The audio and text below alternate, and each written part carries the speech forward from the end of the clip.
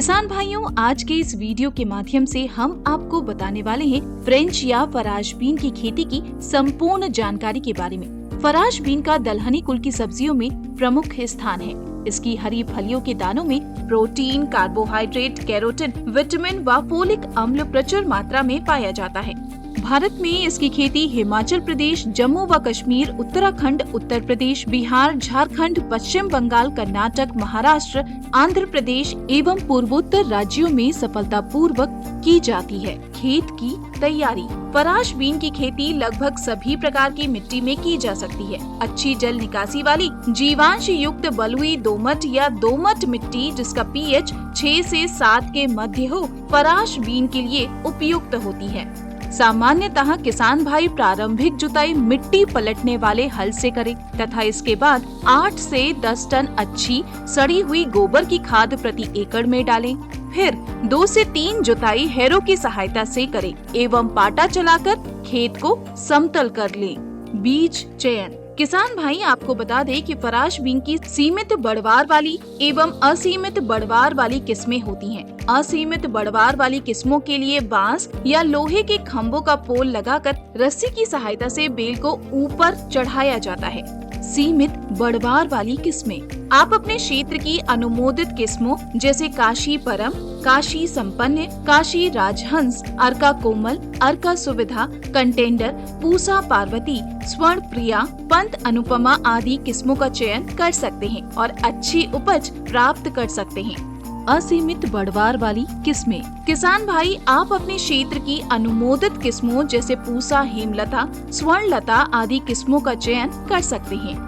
पोषक तत्व प्रबंधन। अन्य दलहनी सब्जियों की अपेक्षा फराश बीन की जड़ों में वायुमंडल से नाइट्रोजन एकत्रित करने वाली ग्रंथियों का निर्माण बहुत कम होता है, जिसके कारण आपकी फसल को खाद एवं उर्वरक की आवश्यकता अधिक होती है। अच्छी उपज के लिए 70 से 104 kilogram urea, 125 kilogram single super phosphate, 33 kilogram muriate of potash प्रति एकड़ की दर से प्रयोग करें। यूरिया की आधी मात्रा, फास्फोरस एवं पोटैश की पूरी मात्रा बुआई से पहले या बुआई के समय दें। यूरिया की शेष मात्रा को 2 बराबर भागों में बांटकर बुआई के लगभग 20 से 25 दिन व 35 से 40 दिन बाद टॉप ड्रेसिंग के रूप में करनी चाहिए।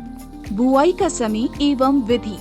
किसान भाई उत्तरी भारत के मैदानी क्षेत्रों में फराश बीन की बुआई का उपयुक्त समय 25 अक्टूबर से 7 नवंबर तथा तराई क्षेत्रों में फरवरी मार्च है। पहाड़ी क्षेत्रों में फराश बीन की खेती ग्रीष्म व वर्षा ऋतु में की जाती है। इसके लिए कम ऊंचाई वाले क्षेत्रों में फरवरी मार्च व अगस्त का महीना, मध्यम ऊंचाई वाले क्षेत्रों में मार्च से जुलाई तथा अधिक ऊंचाई वाले क्षेत्रों में अप्रैल से जून का समय सर्वोत्तम होता है। बीज की बुआई समतल खेत में उठी हुई मेड़ों या क्यारियों में की जाती है। उठी हुई मेड़ों या क्यारियों में बुआई करना पौधों की वृद्धि व अधिक उत्पादन के लिए उपयुक्त पाया गया है।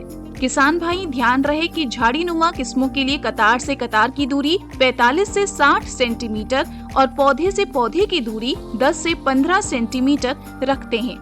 लता वाली किस्मों के लिए कतार से कतार की दूरी 75 से 100 सेंटीमीटर तथा पौधे से पौधे की दूरी 25 से 30 सेंटीमीटर होनी चाहिए। खरपतवार प्रबंधन। किसान भाइयों फसल की प्रारंभिक अवस्था में खेत को खरपतवार मुक्त रखने के लिए 1 से 2 निराई गुड़ाई पर्याप्त होती है। निराई गुड़ाई अधिक गहराई तक नहीं करनी चाहिए।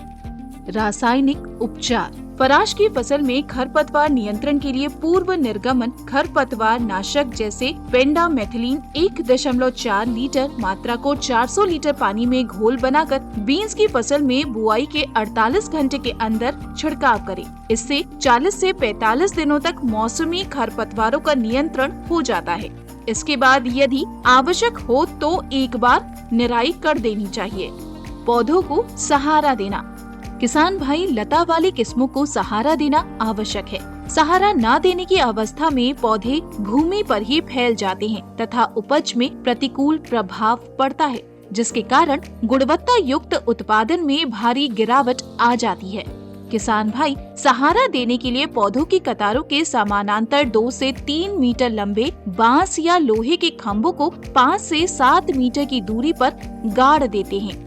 इन पर रस्सी या लोहे के तार खींचकर ट्रेलिस बनाकर लताओं को चढ़ा देते हैं। पौधों की बढ़वार के अनुसार रस्सी या तार की कतारों की संख्या 30 से 45 सेंटीमीटर के अंतराल पर बढ़ाते जाएं। सिंचाई प्रबंधन। किसान भाइयों, पराश बीन की फसल मृदा नमी के प्रति अति संवेदनशील होते हैं, अतः खेत में पर्याप्त नमी होनी चाहिए। अपर्याप्त नमी होने पर पौधे मुरझा जाते हैं, जिसके कारण उत्पादन पर प्रतिकूल प्रभाव पड़ता है। इसके लिए मृदा नमी को ध्यान में रखते हुए नियमित अंतराल पर सिंचाई करते रहना चाहिए। तुड़ाई एवं उपज। किसान भाइयों, इन विशेष बातों का अवश्य ध्यान दें। फलियों की तुड़ाई हमेशा मुलायम फल की अवस्था में करनी चाहिए। देर से तुड़ाई करने पर फलियों में सख्त रेशे बन जाते हैं, जिससे इनका बाजार मूल्य घट जाता है।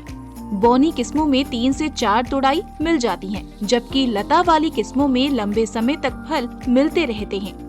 यदि पराश बीन की खेती सूखे दानों के लिए की गई हो तो फलियों की तुड़ाई सूखी अवस्था में, जब वे चटक पराश के करीब हों, करनी चाहिए। पराश बीन की झाड़ीनुमा किस्मों से हरी फलियों की उपज 24 से 32 कुंटल व लता वाली किस्मों से 32 से 40 कुंटल प्रति एकड़ होती है। सूखे दानों की औसत उपज 4 से 6 कुंटल प्रति एकड़ होती है। तुड़ाई उपरांत प्रबंधन। हरी फलियों को तुड़ाई के पश्चात ठंडे छायादार स्थानों पर रखना चाहिए। क्षतिग्रस्त, सड़ी गली, कीड़े मकोड़ों से प्रभावित व विकृत फलियों को छांट कर निकाल देते हैं। जूट के बैग में भरकर फलियों को यथाशीघ्र बाजार में विक्रय हेतु भेज देते हैं।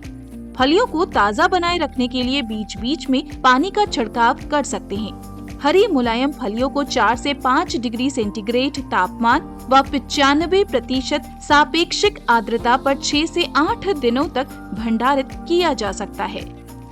वीडियो डिस्क्रिप्शन में दिए गए लिंक के माध्यम से आप हमारी ऐप को डाउनलोड कर सकते हैं। अधिक जानकारी के लिए किसान भाई हमारे कृषि सलाहकार नंबर 9999617999 पर कॉल करें। किसान भाइयों, फ्रेंच या पराश बीन की खेती की संपूर्ण जानकारी आपको कैसी लगी, हमें कमेंट सेक्शन में जरूर बताएं। साथ ही अपने साथी किसान भाइयों के साथ साझा करें और हमारे YouTube चैनल को सब्सक्राइब करना ना भूलें। साथ ही रिंग बेल आइकन को जरूर दबाएं।